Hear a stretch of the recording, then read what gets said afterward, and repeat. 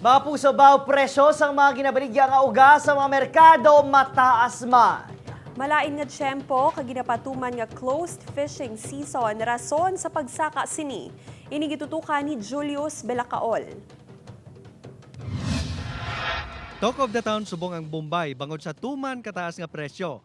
Apang ang iban nga baligya sa merkado, hindi man magpaulihi. Lagip na dire ang uga. Sa Iloilo Central Market, ang danggit ang nagabilis ang 1,200 kada kilo. Ang pinakas nga pisogo, 400 ang kada kilo. Ang pinakas nga gumaa, 600. Ang dried pusit, 1,400 ang medium, 1,300 ang small. Ang balingon, 600. Ang boneless dilis, 1,200. Kag ang sapsap, 600.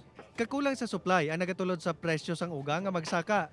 Tugas ang hindi maayo nga tiyempo. No, basta mag-amo ning New Year, mahal ganyang isda kay bulan-buhay panguha tapos mabaskog kag may bagyo.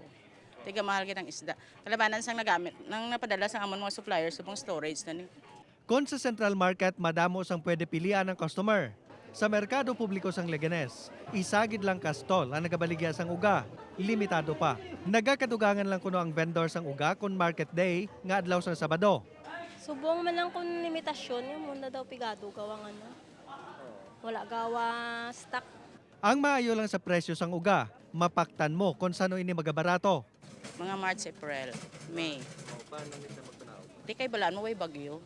Gusto na malinong siya bala. Upod kay Hans Desierto, Julius Belacaol, 1. Western Visayas.